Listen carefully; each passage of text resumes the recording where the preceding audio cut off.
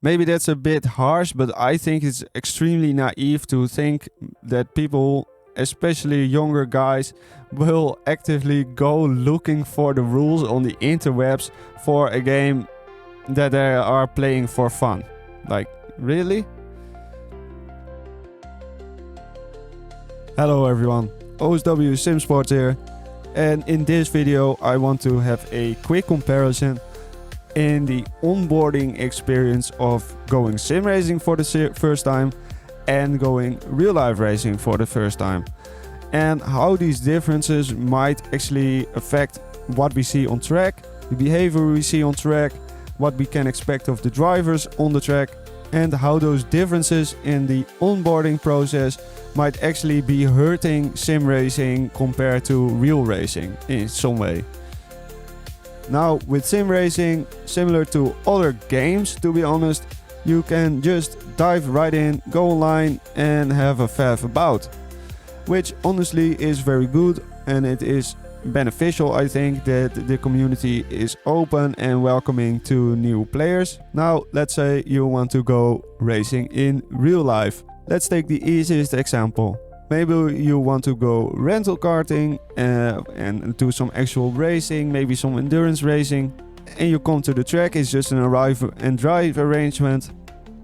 Even then, you will have quite a long driver's briefing telling you of what to expect with the flag rules, what to expect from the marshals and the stewards on the track, if there are any peculiarities with the track, if there are any special rules or exceptions for that day, all this sort of stuff. And obviously, with racing being a somewhat social experience, if you are new to it and you have any questions, there will be other drivers there who you can, just walk up to, ask questions. Maybe there will even be a driver coach or something along those lines, and they will most likely be more than happy to help you out with the first steps and the most important things to keep in mind. And if you want to go racing on a club or a national level, both in cars and in karts, most likely in your country you will have to get a license, and most likely this license will come with a test somewhere on a track where you will get a course day where they will teach you a bunch of stuff about safety, sliding, driving technique, that sort of stuff, before you even get your license. And if you now go racing on the national level or club level, of course you still have driver's briefings, and from this point on you of course have a license. And of course this license can be taken away. So this tends to happen very rarely, but if there are people that cause very serious accidents that could have been avoided, if there are people that are aggressive, that sort of stuff, there are very real ways that your federation can put penalties or even retract the licenses of those people involved.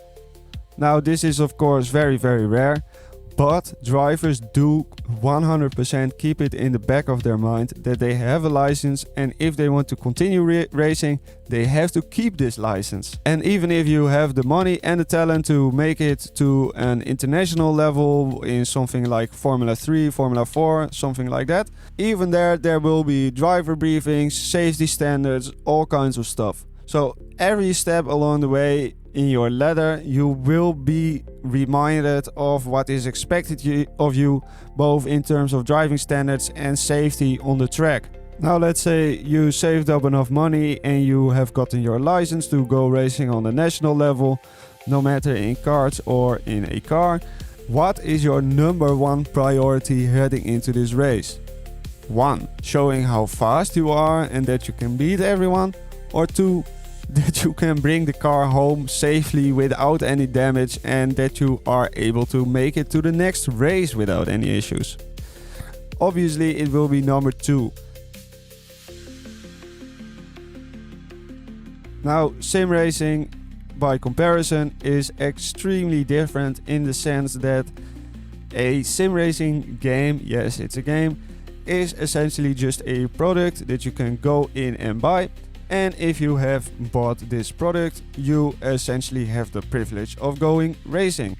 Now developers do give out bans and suspensions here and there for like intentional wrecking, which, yeah, if it's intentional it needs to be dealt with, obviously, but that doesn't really help the driving standards of the small and peculiar stuff, you know, like running someone wide, not giving enough space, always braking a bit too late when you are on the inside overtaking someone, that sort of stuff.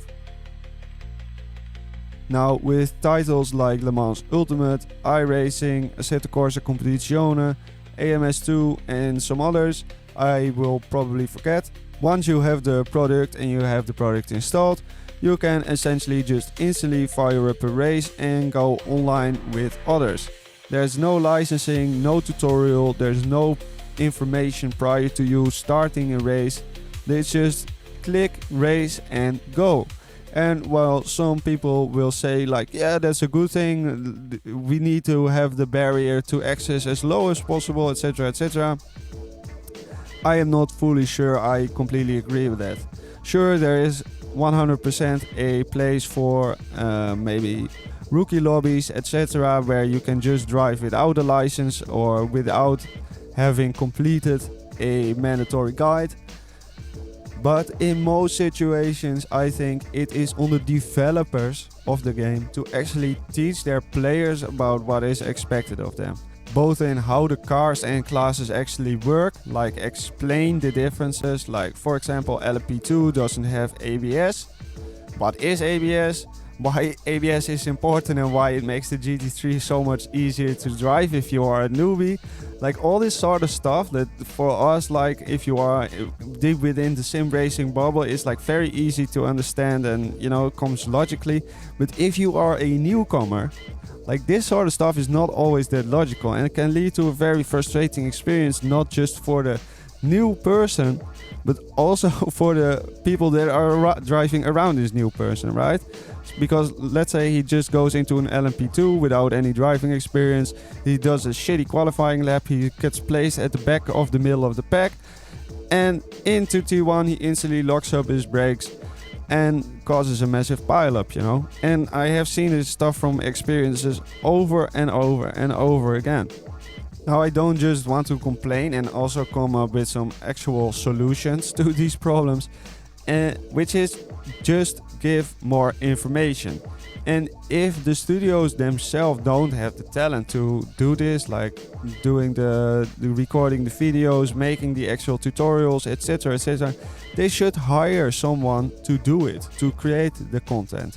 Just imagine, for example, for Le Mans Ultimate, if they hired Anthony Davidson with his very nice Sky Q thing screen, where he would just, you know, explain some of the basics of racing, how the flag rules work, what to do when driving close to someone, what to do when a car of a different class is overtaking you, etc, etc. And they could then pair these guides with some actual practical examples and tutorials like they do in Gran Turismo. Like to actually show and let the user and the player experience what the differences are. So let's for example say Anthony Davidson explains ABS and how it works. Then they send you out in a practical example on the Mulsanne straight, where you are driving with 200 kilometers an hour. You have to stop on the Mulsanne corner and then just drive 5 more seconds into the finish, where it will set a time and you will get the medal, for example. And the first one you do with 1 ABS or with 0 ABS, so it will be extremely difficult to stop the car. And the other example you will do with 9 ABS, so it will become extremely evident, like, okay, like this is what 1 ABS or 0 ABS does. It makes the car very difficult to drive and borderline impossible. And now we have it on 9 ABS and suddenly it's like magic and I can just stamp on the brakes. For example, Le Mans Ultimate is a WEC game, and somehow the game seems to expect every player to be like a hardcore WEC fan. They just expect their players to understand what stuff like VE is, how to handle blue flag situations where you are being overtaken by a faster car in a different class, that sort of stuff. And if you then critique this fact, people will instantly link you the rules on racecontrol.gg, which, you know, fair enough, there are rules, but you have to make it easier for new players. You have to force the rules upon them. They will not go just looking for the rules themselves. Maybe that's a bit harsh, but I think it's extremely naive to think that people, especially younger guys, will actively go looking for the rules on the interwebs for a game that they are playing for fun. Like, really? And so we have to force the rules upon them. We can do this in a few ways. First, we make them hit a checkbox like I agree to the rules. And in my opinion, these rules should not be in the form of text, because people will just very quickly scroll down, you know, I don't care, accept, click, continue. No, it should be a unskippable 4 to 5 minute video where it just very quickly explains all of the basics, what is expected of you. Maybe with a voiceover by Anthony Davidson, that would be very nice. And after watching this video, and if you accept to agree to the rules, you will get your first rookie license in which you can do the bronze level races. Now, if you want to do multi-class endurance racing, one thing is extremely important, and that is consistency. And so much so that if you don't have it, in my opinion, you shouldn't maybe be endurance racing and practicing a little bit more. Especially in multi-class, as you can take others out very easily by making a small mistake.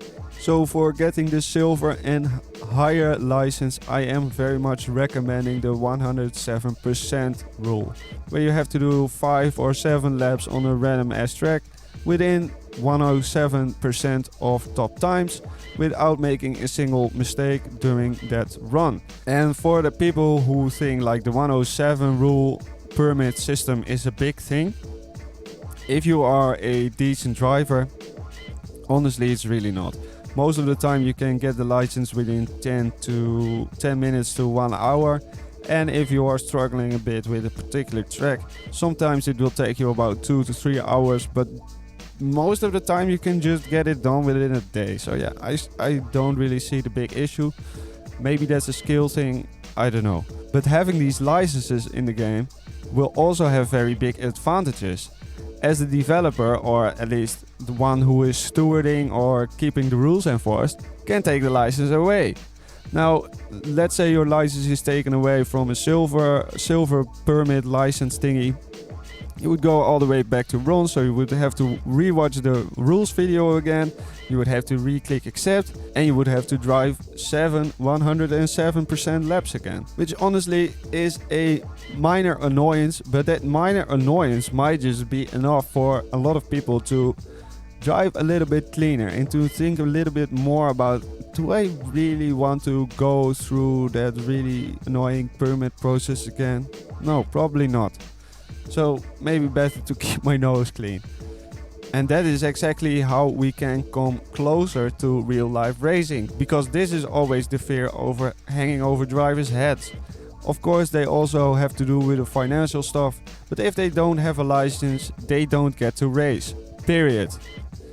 While in sim racing, you can get banned, you can get suspended, but generally within a few hours you can get back on track, either with a new account or whatever, you know? Like, people just overcome these things. There are people with like 5 or 7 accounts on different platforms because they keep getting banned.